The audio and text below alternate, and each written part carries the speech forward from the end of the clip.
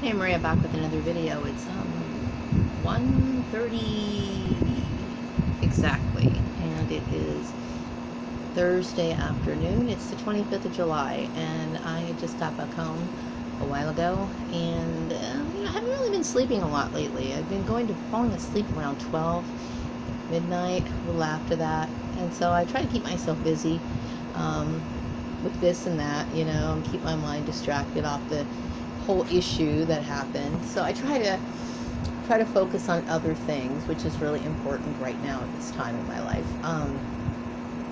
I'm still gathering my resources and trying to figure out what I'm going to do. It's not an easy thing after experiencing something like this. So some people would think, well, I think a lot of people, they think it's something you could just get over. It's not something you can get over, okay?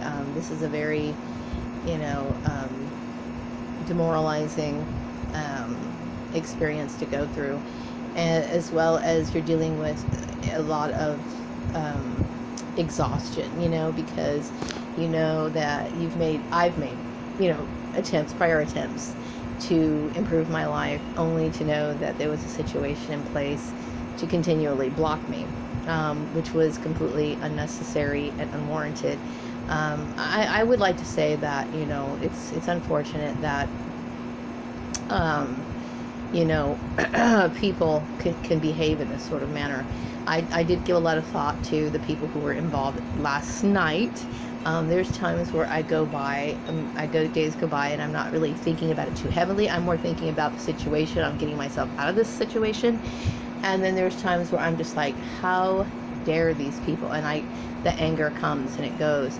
And it's understandable, because really what people need is they need a formal closure. If these people were really that concerned about me, they would confront me and apologize for their actions, okay? But they don't do that, okay? So that this was a vicious attack on who you are as a person, out of manipulation, jealousy, and this need to control someone. And you look at people in a way where you're just disgusted. Mind you, it's too late for apologies at this point. And I do think that people really do understand why this is an unforgivable thing. So anyway, I am trying to rebuild my life after the financial devastation that has been caused for years, having to pick up and move and getting myself situated over and over and over again. Targeting is a very serious issue, people.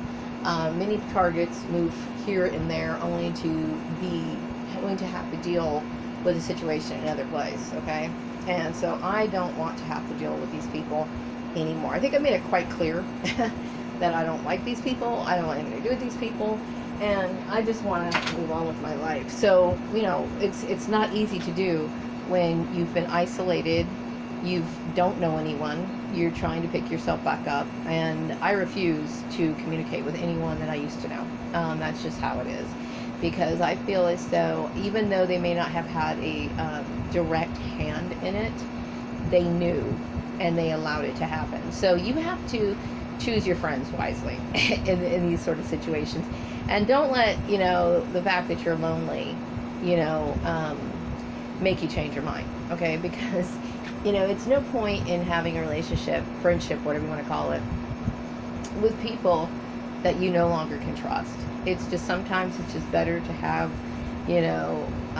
take the opportunity to just flush people out of your life. So I'm trying to I'm cleaning out my closet. I'm having to get rid of some things. There's some clothes that I had. Well, I wouldn't say clothes. They're more like shoes that I had in the past that I'm not wearing anymore. Things that are taking up space in my closet. I'm more wearing flat shoes. Sometimes they have like a small wedge on them, and I do have some, like, what do you call them, like big wedge heels. I don't wear high heels, but these particular wedge heels to me are pretty high, and I don't really wear them anymore. And hopefully, when I move on and find another job, I really don't think I'm going to be even wearing those anymore. I have a lot of issues with my feet, and I have been taking some herbs, to help with the inflammation that I've experienced in my feet, my ankles, and it doesn't happen all the time, but I get these flare-ups every once in a while. And I will say that the burdock root and the red clover is doing a great job at taking out the inflammation. So it's great, you know. So I'm trying to do that. Certain things can actually cause these flare-ups, like coffee.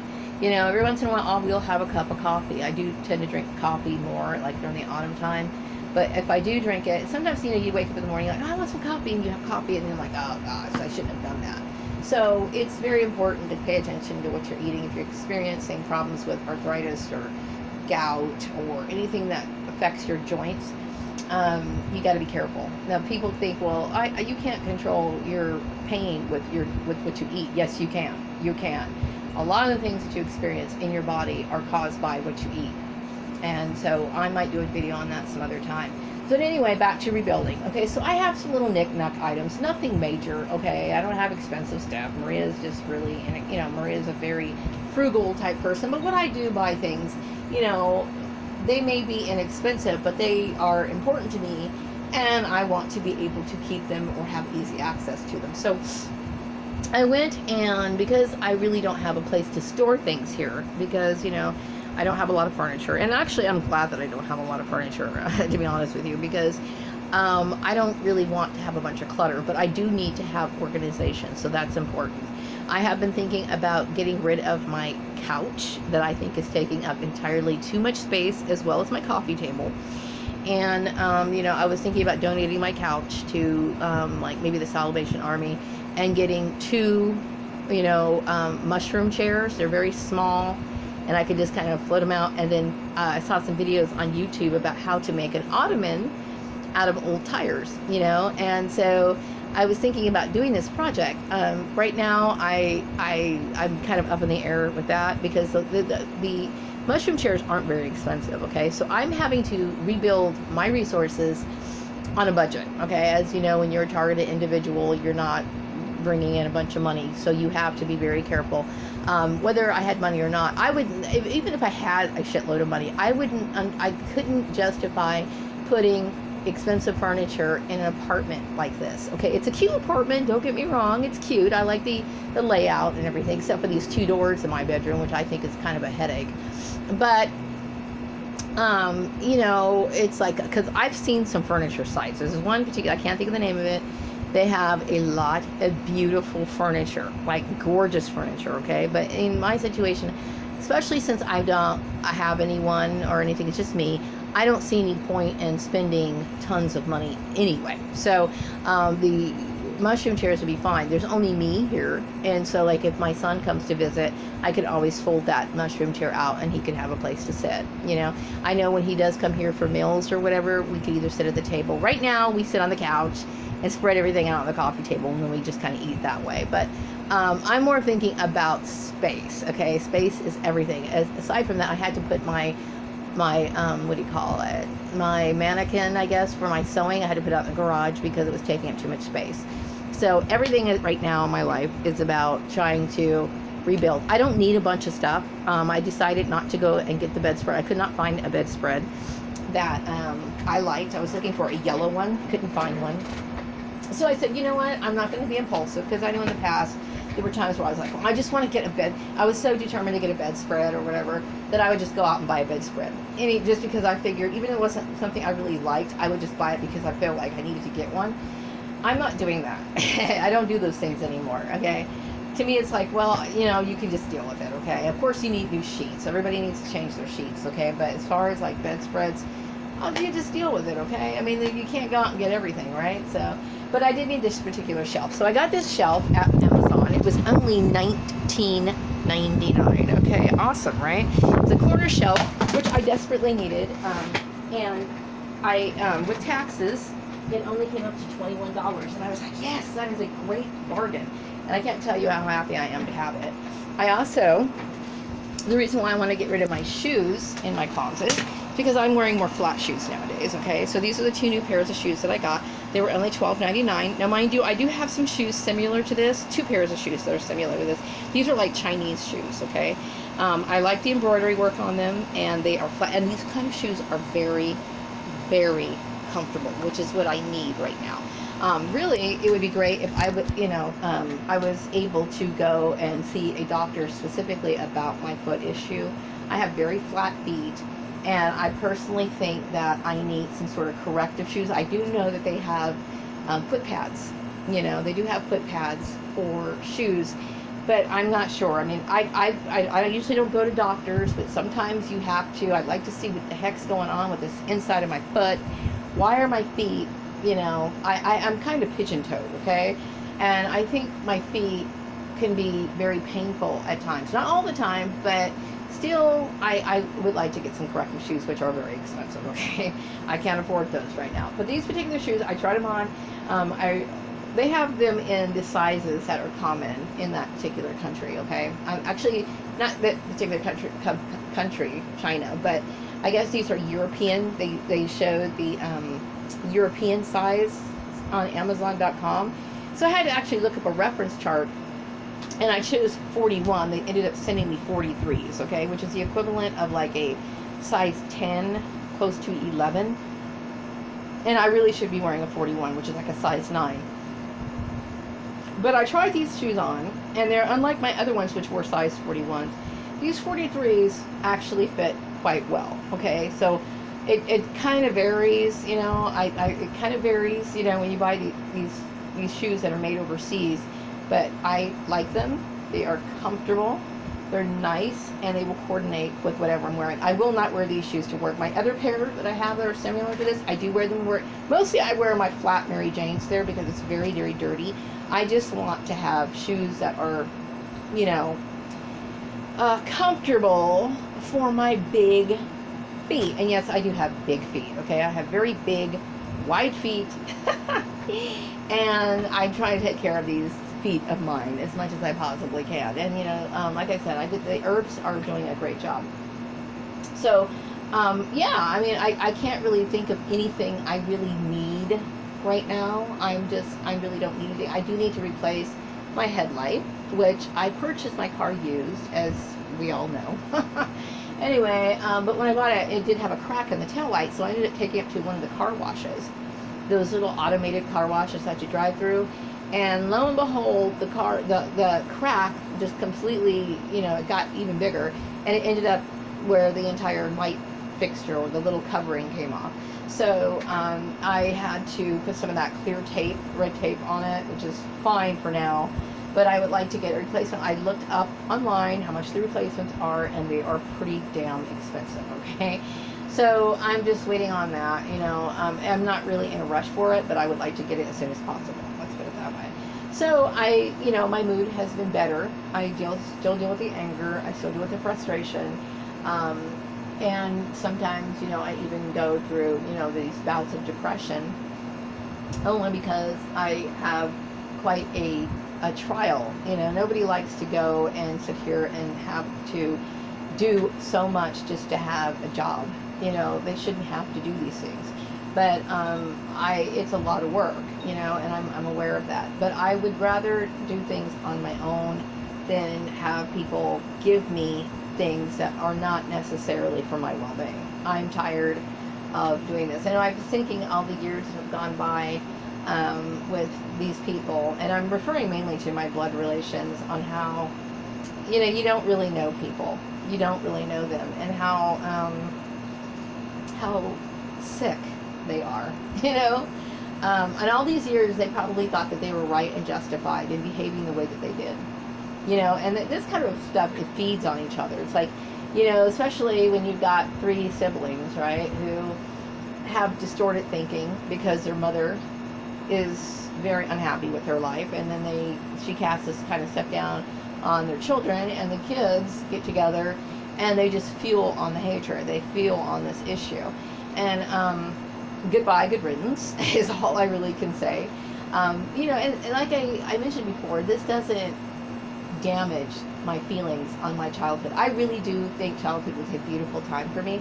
As a matter of fact, I was thinking about Hanna-Barbera cartoons today, which I can't say that I was a huge Hanna-Barbera fan when I was growing up. There were some characters that I liked, Huckleberry Hound, and but now that I'm older, it's kind of like I look back at these cartoons and I keep thinking these things were so cheaply made. Like they didn't have the same animation that you would see, like comparing Scooby-Doo background to like a Disney cartoon or a Warner Brothers cartoon. They were very repetitive in motion. So I watched a video today that kind of explained why that was the case, you know. I did give me a more appreciation for Hanna-Barbera, but Hanna-Barbera was not the entire scope of my childhood. I had a great time when I was a kid, you know, and it doesn't affect the joyful feelings that I had during that time. It doesn't affect that. I think that they made my life a living hell, especially in the high school years and so on, and then after they just wanted to bulldoze me. But it didn't. I still look back with fond memories, and I don't need to include them. It just doesn't. You know, I guess that's the sign of somebody who is basically a happy person, with the exception of being in a shitty family. You know, so I guess it's a good way to look at it. So anyway, I might check out some Hanna-Barbera cartoons, just kind of get my mind off of things. I do understand why people engross themselves in TV. I do, okay? I just particularly don't find a whole lot of things interesting on TV. There were some episodes of Big Love that I didn't get a chance to watch when I was living in the Antelope Valley back in 2008 or 2009, somewhere around there. So I was kind of catching up on that show. I finally watched all the episodes. I guess what was going through my mind is, you know, how in that show, how I was focusing on their determination of their family. Even though I don't necessarily agree with polygamous relationships, I don't. But I do think that people should have the right to practice whatever religion they want to. So, I mean, I think that the issue of polygamy, what makes it illegal is the fact that some people want to marry multiple wives in different states, and you can't have multiple marriage licenses. You can't do that, you know. It's not my thing. I personally couldn't put up with it, and I think that it's entirely too restrictive for a woman, you know. It's not my problem. I don't come from that sort of background or anything like that. But it's an interesting idea. I think when I was growing up, I had an interest I had an interest in Mormonism, not because I wanted to be Mormon myself. It's just because their views were so much different than mainstream Christianity. So it was kind of an interesting thing to me. Anyway, back to my thing. I do understand why some people engross themselves in TV shows, because it takes your mind off of the current reality, okay? But I still find that most shit on TV is just garbage, okay? I do think that, right? But, you know, cartoons, when it comes to cartoons, it's frivolous, it's absurd, it can be funny, it can be whatever, and it's not to be taken seriously. It's just lighthearted stuff that you can watch, and it's I don't know, it's fine for me to watch, okay? Anyway, back to Hanna-Barbera. Hanna-Barbera, their shows back then, you know, growing up, and then, like, I know I watched some of their shows back in the 90s. I think Dexter's Laboratory was Hanna-Barbera, as well as the Powerpuff Girls. They were Hanna-Barbera. Their animation improved, I have to say, in the 90s, okay? It improved significantly. Obviously, that company is no longer around because they've been absorbed by Time Warner, I believe. But still interesting, very interesting YouTube video that I got to watch. And anyway, it made me think a lot about how time changes and the demands of other people, and how simple entertainment such as, you know, Hanna-Barbera cartoons, the simplicity of how they were drawn and everything doesn't really mesh well with today's ideals of entertainment. You know, I know they have a lot of 3D animation, I guess that's what you call it, which I'm not a fan of. I'm not a fan of that. You know, I just recently saw Charlie Brown cartoon, which I love Peanuts, okay? I love Peanuts. And that was done in that. I think it's where Charlie Brown, I forgot the name of it, where he actually gets, the red-headed girl actually acknowledges him or whatever. And, you know, it was cute, even though it was in a form of animation that I wasn't necessarily, you know, crazy about. It was cute, you know, because I felt like Charlie Brown finally got a break, and I actually did kind of tear up, okay? I'm a very sensitive person, which leads me to the fact that is one of the reasons why I was bullied so much by my family, you know? I was very sensitive, you know, growing up, and very, you know, caring about people, which, you know, I don't know why that pisses people off, but you know what, it just does. So I accept the way things are, and I can move on from it, you know. So anyway, I'm going to wrap up this video. I hope you all have a wonderful day. I wanted to show you my Amazon purchases because for fellow TIs are out there struggling, and you know, I know that you probably have to start over after starting over after starting over again. You know, some things on Amazon are great for, you know, home furnishings and stuff like that. Even though it's particle board, okay, I know I've rolled and cringed, rolled my eyes and cringed at the idea of buying particle board because, hell, it's particle board, okay? But, you know, I guess you just have to make do and be very grateful that you have what you have. I'm going to wrap up this video. Have a great day. Bye-bye.